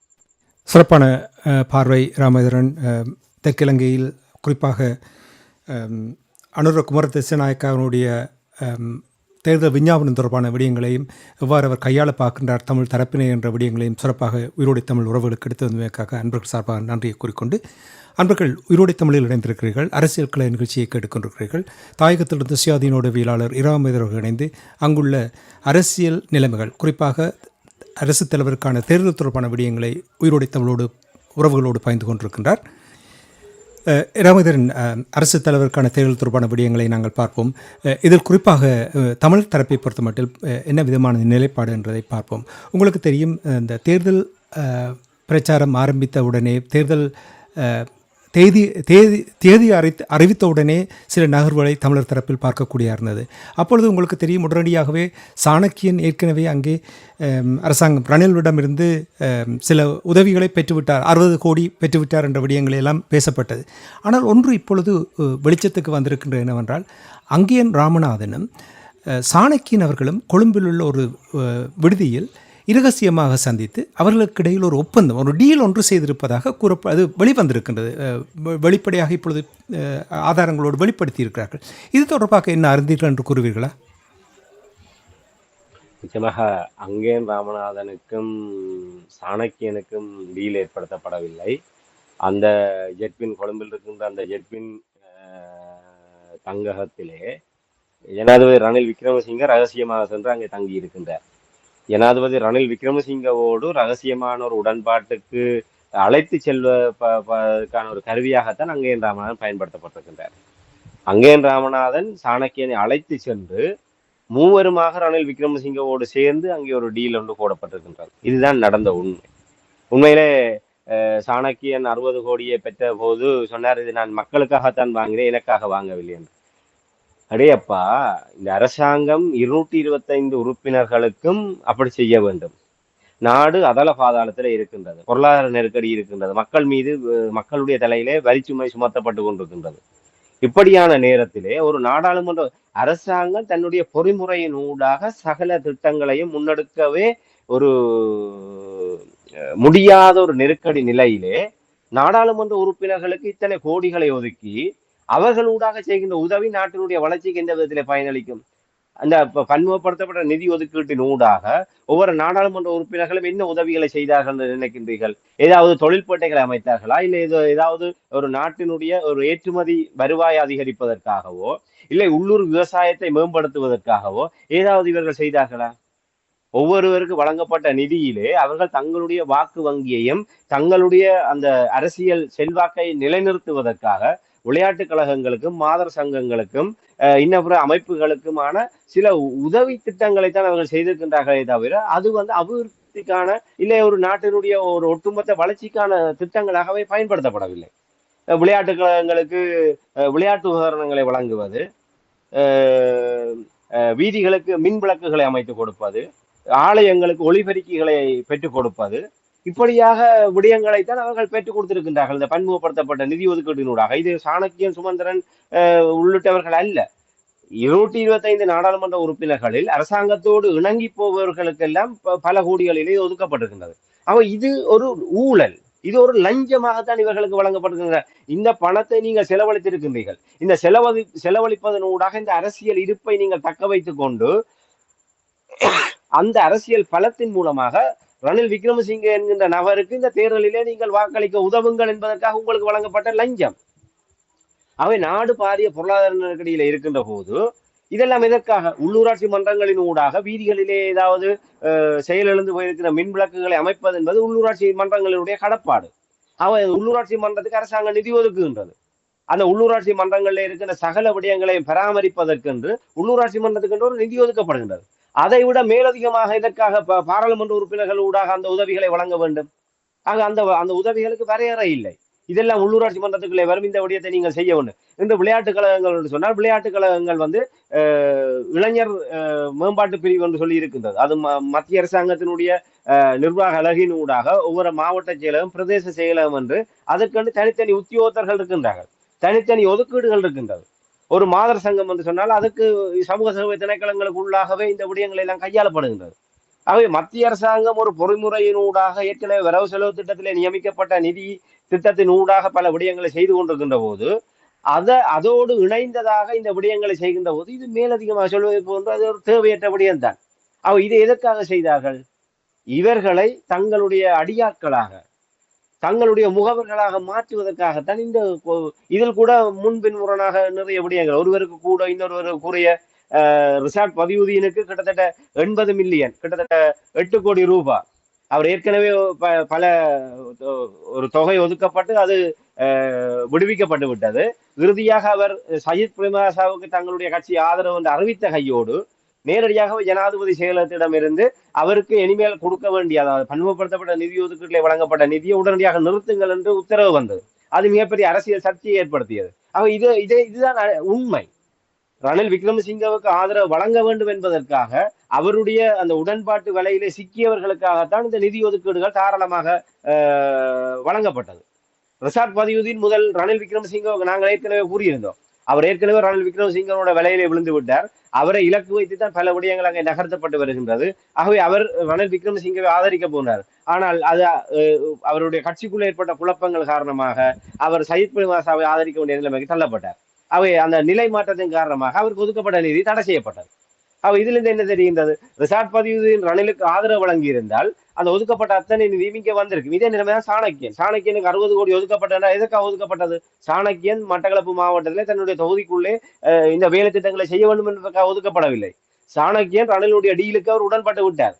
ஆகவே அதற்கு ஒரு விசுவாசமாக இருக்கின்றார் என்பதற்காக தங்களுடைய முகவருக்கு கொடுக்கப்பட்ட ஒரு கையூட்டு லஞ்சம் தான் அந்த தொகை. அது அப்போது அவர் கூறினார், நான் மக்களுக்காகத்தான் அதை பெற்றுக்கொண்டேன் என்று. இன்று எந்த மக்களுக்காக நீங்க நடுஇரவிலே ஒழித்து கொண்டு போய் அங்கே ராமநாதனோடு ரணிலோடு டீல் போட்டீர்கள்?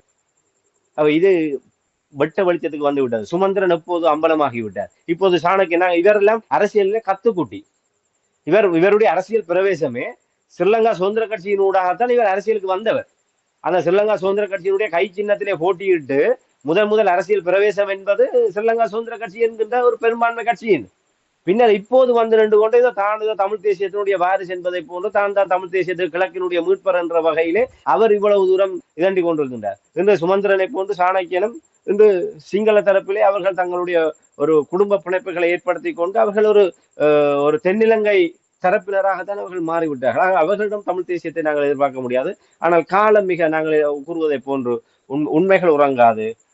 அது அவர்களை தோலுறுத்து கொண்டிருக்கும். அந்த வகையிலே இந்த விடயம் இப்போது மிக ஒரு தங்களுடைய விடயங்கள் சொல்லுவாங்க, கெட்டிக்காரன் புழு கனநாள் தாங்காதுன்னு சொல்லி. ஏன்னால் அவர்கள் அதிலேயும் கோட்டை விட்டு விடுவார்கள். அப்படித்தான் இப்போது தமிழரசு கட்சியினுடைய நாடாளுமன்ற உறுப்பினர் சுமந்திரன் அவர்களும் ஒரு மிக விரைவாகவே மக்கள் மன்றத்தில் அம்பலமாகி விட்டார். இப்போது அவருடைய ஒரு செல்ல பிள்ளையாக அவருடைய ஒரு கையாளாக இருந்த சாணக்கியனும் இப்போது இந்த இது சொல்லுகின்ற திட்டமிட்டு அங்கே ராமநாதன் திட்டமிட்டு சாணக்கியனை கொண்டு சிக்க வைத்து விட்டார் என்றால் அவரும் மக்கள் மத்தியில் அம்பலமாகி இருக்கின்றார் என்று அவரும் சஜித் பிரேமதாச அவர் ஸ்ரீலங்கா சுதந்திர கட்சியினுடைய நாடாளுமன்ற உறுப்பினராக இருந்த நிலைமையிலே சஜித் பிரேமதாச அண்மையிலே யாழ் மாவட்டத்துக்கு விஜயம் செய்து சில திட்டங்களை அவர் தொடங்கி வைத்த போது அங்கேன் ராமநாதன் சஜித் பிரேமதாசாவோடு உடன் பயணித்துக் கொண்டிருந்தவர். சஜித் பிரேமதாசாவினுடைய ஆதரவாளராகத்தான் தன்னை வெளிப்படுத்தி கொண்டிருந்தார். திடீரென ஒரு நிலைமாற்றமாக அங்கேன் ராமநாதன் ரணில் விக்ரமசிங்கவுக்கு தன்னுடைய ஆதரவை பகிரங்கமாக வெளிப்படுத்தினார். இதற்கு முன்னதாக நடந்த விடயம் ஏற்கனவே வெளிவந்திருந்தது. வடக்கிலே குறிப்பாக அவருக்கு பல சாராய பார்கள், வைன் ஷாப்களுக்கான உரிமை அவருக்கு வழங்கப்பட்டது.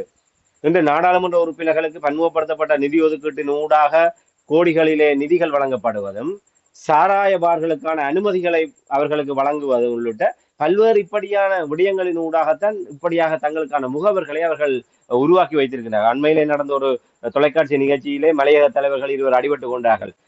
பார் குமார், குடு திகா என்று சொல்லி ஏதோ அடிபட்டார்கள். ஒருவர் போதைப் பொருள் மாஃபியாக்களோடு தொடர்பட்டவராகவும், இன்னொருவர் அந்த பார் டீல், அதாவது அவர் அந்த பாருக்கான லைசன்ஸ்களை பெற்றுக்கொண்டுதான் அவர் அரசாங்கத்துக்கு ஆதரவு வழங்கி கொண்டிருக்கிறார் என்பதை குறிப்பிடுகின்ற வகையிலே பகிரங்கமாக நடந்த ஒரு விவாதத்திலே அந்த ஒரு குற்றச்சாட்டுகள் முன்வைக்கப்பட்டது. அவ இதன் மூலமாக என்ன தெரிகின்றது என்று சொன்னால், அங்கேன் ராமநாதன் இப்ப இங்க பார்த்தால் இவர் கோடிகளிலே சாணக்கியன் வேண்டியிருக்கிறார், இவர் இங்காலே பார்களுக்கான லைசன்ஸை அங்கேன் ராமநாதன் வழங்கினார். இது வேறு யாரும் சொல்லவில்லை, தயாசிரி ஜெயசேகரன், ஐக்கிய ஸ்ரீலங்கா சுதந்திர கட்சியினுடைய தலைவரான தயாசிரி ஜெயசேகர அண்மையிலே தென்னிலங்கையில் நடந்த ஒரு கூட்டத்திலே, உண்மையிலே தயாசிரி ஜெயசேகர யாழ்ப்பாணத்திலோ இல்லை வன்னி மாவட்டத்திலோ எங்க ஒரு இடத்திலே வந்து ஒரு தேர்தல் கூட்டத்திலே வந்து அங்கேன் ராமநாதனை பற்றி கூறியிருந்தால் நாங்கள் அதை ஒரு அரசியல் குற்றச்சாட்டாக பார்த்திருக்க முடியும். அவர் கொழும்பிலே ஒரு சிங்கள வாக்காளர்கள் மத்தியிலே அவர் ஒரு விடயத்தை கூறுகின்றார். அங்கேன் ராமநாதனுக்கு பார் லைசன்ஸ்களை கொடுத்துத்தான் ரணில் விக்ரமசிங்க தனக்கு ஆதரவாளராக அவர் மாற்றி இருக்கின்றார் என்ற விடயத்தை தயாசிரி ஜெயசேகர அம்பலப்படுத்தி இருந்தார். அவை சிந்தித்து பாருங்கள், இவர் அம்பலப்பட்டு போய்விட்டார். ஏற்கனவே அங்கேன் ராமநாதன் தரப்பிலே அவர்களுடைய அந்த உறவு முறையாக இருப்பவர்கள் இலங்கையிலே பயன்பாட்டிலே இல்லாத பெருந்தொகை போதைப் பொருட்களை கடத்தி வந்து கைது செய்யப்பட்டு அம்பலப்பட்டவர்கள். ஆகவே அவர்களுடைய அங்கேன் ராமநாதனுடைய வெற்றியிலும் வளர்ச்சியிலும் அந்த குடும்பத்தில் அவருடைய தந்தை வழி உறவினருடைய அந்த குடும்பத்தினருடைய தொலைக்காட்சி, அதனுடைய அந்த விற்பனை கட்டமைப்புகள் அனைத்துமே இவருடைய வெற்றிக்காக, இவருடைய அரசியலுக்காகவும் பயன்படுத்தப்பட்டு வந்தது. ஆகவே அந்த அந்த அந்த விடயத்திலே ஒரு மிக அபாயகரமான அந்த போதைப் பொருள், அந்த போதைப் பொருளை இலங்கைக்கு கொண்டு வந்த போது கைது செய்யப்பட்டவர் தான் அவருடைய உறவினர். ஆகவே இப்படியாக அங்கேன் ராமநாதனுடைய பெயர் அம்பலமாக கொண்டிருந்த நிலைமையில்தான் இப்போது இந்த சாராய பார்டியிலும் அம்பலத்துக்கு வந்திருந்தார். ஆகவே அவர் பார்த்தார், தன்னோடு சேர்ந்து ஏற்கனவே இவருக்கும் நமல் ராஜபக்சவுக்கும் சாணக்கியனுக்கு கிட்டத்தட்ட நான் நினைக்கிறேன் இவர்கள் அந்த ஒரே வயசு என்ற அடிப்படையில இவர்கள் இங்கே படித்த இடத்துல இவர்களுக்கு ஒரு நட்பு உறவு நிலை இருக்க வேண்டும் என்று நான் நம்புகின்றேன். அந்த வகையில இவர்களுக்கு இருந்த தொடர்புகளை வைத்துக் கொண்டு இவர் கூட்டிக் கொண்டு வந்து சிக்க வைத்து விட்டார். உண்மையில ரணில் விக்ரமசிங்க நினைத்திருந்தால் சாணக்கியனை தனி அழைத்து சந்தித்திருக்க முடியும், இல்லை சுமந்திரனோடு தனி அழைத்து சந்தித்திருக்க முடியும். இது சுமந்திரனுக்கே தெரியுமோ தெரியாது, அங்கேனூடாக ஒரு நகர்வு நடத்தப்பட்டு எல்லோரையுமே இப்போது ஒரு பலகீனப்படுத்தப்பட்டு விட்டது. ஆகவே இதிலே சாணக்கியன் அவர்கள் மிக விரைவாகவே அம்பலமாயிருக்கிறார். தமிழ் மக்கள் சிந்திக்க வேண்டும். நாங்கள் எப்படி இத்தனை ஆண்டுகளாக சுமந்திரன் அவர்களை பற்றி கூறியிருக்கிறோம், தமிழ் தேசிய மக்கள் முன்னணியை பற்றி கூறியிருந்தோம். வருடங்கள் சென்றாலும் நாங்கள் கூறிய விடயங்கள் இன்று நிதர்சனமாக மக்களால் உணரப்பட்டு கொண்டிருக்கின்றது. சாணக்கியனை பற்றி நாங்கள் கூறியிருந்தோம். சாணக்கியன் உண்மையிலே ஒரு தமிழ் மக்களால் நிராகரிக்கப்பட வேண்டிய ஒருவர், தமிழ் மக்களுக்கு எதிரான ஒரு நிலைப்பாட்டோடு அரசியல் களத்திலே கொண்டு வரப்பட்டவர். அவர் தமிழ் மக்களுக்கு ஒரு ஆபத்தான ஒரு அரசியல் வடிவமாக இருப்பார் என்ற விடயத்தை கொண்டு இன்றைய தினம் அது வெட்ட வெளிச்சமாக இவர் மக்களுக்காக 60 கோடியை நான் பெற்றேன் என்பது பகிரங்கமாக கூறியவர் இன்று வரை அதற்கு விளக்கம் அளிக்க முடியாதவராக இருக்கின்றார். அந்த நள்ளிரவிலே ரகசியமாக திருட்டுத்தனமாக எதற்கு அங்கேன் ராமநாதனுடன் அங்கே டீல் போட வேண்டி இருக்கின்றது. நீங்கள் ரணில் விக்ரமசிங்கே ஆதரிப்பதாக இருந்தால் நேர்மையாக மக்களிடம் உங்களுடைய கருத்தை கூறுகள், ஏற்றுக்கொண்டால் மக்கள் அதுக்கு ஆதரவாக வாக்களிக்க போகின்றார், இல்லை என்று சொன்னால் அதுக்கு எதிராக நிலைப்பாடு எடுக்க போகின்றார்கள். அதை விட்டு நீங்கள் போய் ரகசியமாக போய் இந்த சந்திப்புகளை மேற்கொள்ள வேண்டிய அவசியம் என்ன? ஆகவே இவர்கள் எப்படியாவது இதுக்கு ஏதாவது சுத்துமாத்து, ஏன்னால் அந்த சுத்துமாத்து கூட இருக்கின்ற காரணத்தினால் அவர் சில நேரம் காப்பாற்றுவதற்கு ஏதாவது ஒரு விடயங்களை கூற முடியும். இந்த தமிழ் தேசிய கூட்டமைப்பு பேரிலே சுமந்திரன் அறிக்கை விட்டிருக்கிறார். அப்படி தமிழ் தேசிய கூட்டமைப்பினருக்கு எவருக்குமே பணங்கள் கைமாறவில்லை, பணங்கள் வழங்கப்படவில்லை என்பதாக அவர் கூறியிருக்கின்றார். இதெல்லாம் இனி ஏற்றுக்கொள்ளப்படக்கூடிய விடயம் அல்ல. புகைப்பட ஆதாரத்தோடு அந்த விடயம் அம்பலப்படுத்தப்பட்டிருக்கின்றது. இவர் அந்த நள்ளிரவிலே, அதுவும் அங்கேன் ராமநாதன் சுமந்திரனோ இல்லை வேறு சக நாடாளுமன்ற உறுப்பினர்களோடு சென்றிருந்தால் பரவாயில்லை, அங்கேன் ராமநாதனோடு இவர் அங்கே அந்த நேரத்திலே சென்று வர வேண்டிய காரணம் என்ன? ஆகவே மக்கள் மிக தெளிவாக வெளிப்படைய வேண்டும். இப்போது நாங்கள் இதற்காக இவர்களை விட மற்றவர்கள் பரவாயில்லை என்று நாங்கள் கருதிவிட முடியாது. உண்மையில எல்லோருமே இந்த டெலோ கட்சியை எடுத்துக்கொண்டால் இன்று அவர்கள் தமிழ் பொது வேட்பாளருக்கு ஆதரவாக நிற்கின்றார். வினோ நோதராலிங்கம் எம்பி இப்போது கூட கூறியிருக்கிறார், இது செப்டம்பர் 22ஆம் தேதி இவர்கள் எவ்வாறு பிழையான முடிவெடுத்திருக்கிறார் என்பதை உணர்வு தான் கட்சியின் முடிவு எடுத்தாலும் தான் இதற்கு எதிராகத்தான் இருப்பேன் என்று கூறியிருக்கின்றார். ஆகவே இப்போது ரணில் விக்ரமசிங்க தரப்பில் இருக்கின்ற ஒரு முக்கியஸ்தர் கூறியிருக்கின்றார், தமிழ் தேசிய பரப்பு இயங்குகின்ற 3 நாடாளுமன்ற உறுப்பினர்கள் ரணில் பக்கம் தாவுவதற்கான வாய்ப்புகள் இருக்கின்ற என்கின்ற விடயத்தை நேற்றைய தினம் கூறியிருக்கின்றார். ஆகவே அடுத்து வரும் நாட்களிலோ இல்லை இந்த நிகழ்ச்சி ஒளிபரப்பாகின்ற இந்த நேரத்திலும் சில நேரம் அவர்கள் வெளிவரக்கூடும். அதிலே ஒருவராக டெலோ கட்சியினுடைய வினோ நோதராலிங்கம் எம்பி, அதாவது வன்னி மாவட்டத்தில் தெரிவு செய்யப்பட்ட வினோ எம்பி அதில் ஒருவராக கூட இருப்பதற்கு வாய்ப்பு இருக்கின்றது என்றால் அவர் ஆரம்பத்திலிருந்தே இந்த தமிழ் பொது வேட்பாளர் விடயத்துக்கு எதிராக இருக்கின்றார். கட்சியினுடைய கட்டுப்பாடுகளை மீறி தான் பொது வேட்பாளருக்கு எதிராகத்தான் முடிவெடுப்பேன் என்று கூறுகின்றார். ஒருவேளை அவருக்கும் பல பெட்டிகள் நேரடியாகவும் மறைமுகமாகவும் வழங்கப்பட்டு விட்டதோ தெரியாது. இருந்தாலும் நாங்கள் பொறுத்திருந்து பார்ப்போம். நன்றி ராமேந்திரன். ஒரே ஒரு விடயம் சிறப்பாக வெளிவந்திருக்கின்றது. இந்த அரசியல்வாதிகள், தமிழ் அரசியல்வாதிகளை நம்பவே முடியாது. தங்களுக்கு தேவையான விடயங்களைத்தான் செயல்படுத்தி கொண்டிருக்கிறார்கள். மக்களுடைய நலன் கருத்தை செயல்படவில்லை என்பதை இந்த தமிழ் பொது வேட்பாளரினூடாக நாங்கள் அறியக்கூடியதாக இருக்கிறோம். நீங்கள் கூறியது போல் நோகராதலிங்கம் அதை கூறியிருந்தார். அதன் பின்னர் தொடர்ச்சியாக அவர்களுடைய டெலோனுடைய ஊடக பேச்சாளர் சுரேந்திரன் அவர்கள் கூறியிருந்தார், இல்லை பொது வேட்பாளருக்குத்தான் எங்களுடைய ஆதரவு. அப்போ மக்களை குழப்பி அவர்களுக்கிடையில் நீங்கள் கூறுவது தான் உண்மையான நிலைமை. இதை எங்களுடைய மக்கள் புரிந்து கொள்ள வேண்டும். அந்த உண்மை நிலையை நீங்கள் இங்கே கொண்டு வந்திருக்கிறீர்கள். அதற்காக நான் உங்களை பார்த்துறேன். உறவுகள் சில பேர் கூறுவார்கள், நீங்கள் பேஷிங் போட்டடிக்கிறது, அதாவது தமிழ் தேசிய மக்கள் முன்னணியை போட்டடிப்பீங்கள் என்றெல்லாம் குறை கூறினவர்கள் இப்பொழுது புரிந்து கொள்வார்கள். நாங்கள் யார் மீதும் காழ்ப்புணர்வில்லை, யாரையும் நாங்கள் முன்னிலைப்படுத்துவதில்லை.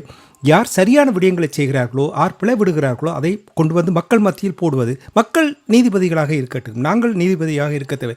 எங்களுடைய பொறுப்பு தளத்தில் எடுத்து போடுவதுதான். அதைத்தான் நாங்கள் செய்து கொண்டிருக்கின்றோம் என்றதை குறிக்கொண்டு நீங்கள் போன்று தமிழ் தேசிய மக்கள் முன்னணியினுடைய செல்வராஜா கயேந்திரனும் சயித் புரிமாசாவுக்கு ஒரு பகிரங்க கடிதம் ஒன்று எழுதியிருக்கின்றார்.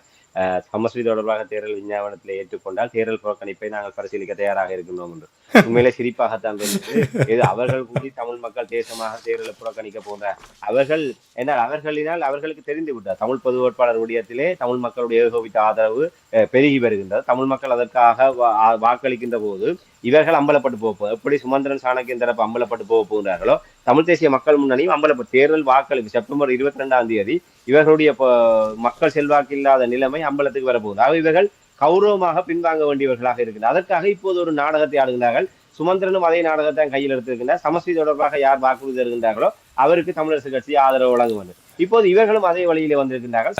சயித் பிரேமதாச தனது தேர்தல் விஞ்ஞாபனத்தில் சமஸ்ரீ தொடர்பாக கூறினால் நாங்கள் இந்த புறக்கணிப்பில் இருந்து நிச்சயமாக இவர்கள் வருகின்ற நிலைமைகளை வைத்து பார்க்கின்ற போது ஏதோ ஒரு நொண்டி சாக்குகளை கூறிக்கொண்டு மக்கள் சிந்தித்து வாக்களியுங்கள் என்ற ஒரு நிலை மாற்றத்துக்கு தமிழ் தேசிய மக்கள் முன்னணி வரக்கூடும். ஆகவே மக்கள் நீங்கள் குறிப்பிட்டதை போன்று எல்லோருமே அயோக்கியவான்களாக இருக்கின்றார்கள். தங்களுடைய அயோக்கியத்தனத்தை மூடி மறைப்பதற்கு இவர்கள் ஒவ்வொரு சிட்டு விளையாட்டுகளை விளையாடி கொண்டிருக்கிறார்கள் என்பதை மக்கள் புரிந்து கொள்ள. நன்றி ராமேந்திரன். ஒரு மாதங்களுக்கு முன்னதாக நானே நீங்களும் இதை உரையாடும் பொழுது நான் கூறியிருந்தேன், ஒரு முடிவெடுத்து அது தவறான முடிவென்று ஓரளவுக்கு நீங்கள் உணர்ந்து விட்டீர்கள் என்றால் அந்த தவறை மாற்றுவதில் எந்த தவறும் இல்லை. அது மாற்றியிருக்கலாம். ஆனால் நீங்கள் கூறுவது போல் தாங்கள் எடுத்த முடிவை அதிலிருந்து போனால் தங்களுக்கு அவமானமாக அப்படியெல்லாம் அரசியல் பரப்பில் தமிழ் மக்களை வித்து பிழைக்க முடியாது. இவர்கள் புரிந்து கொள்ள வேண்டும், அறிந்து கொள்ள வேண்டும், மாற வேண்டும் என்பதற்காகத்தான் நாங்கள் இதை இங்கே வலியுறுத்தி கூறுகிறோம் என்பதை கூறிக்கொண்டு, சிறப்பாக உங்களுடைய அரசியல் ஆய்வு இன்று சிறப்பாக இருந்தது. அதற்கு அன்பர்கள் சார்பாக நன்றியை கூறிக்கொண்டு மீண்டும் இன்னும் ஒரு அரசியல் கலை நிகழ்ச்சி இணைந்திருப்போம். அதுவரைக்கும் நன்றி, வணக்கம். நிச்சயமாக நன்றி, வணக்கம்.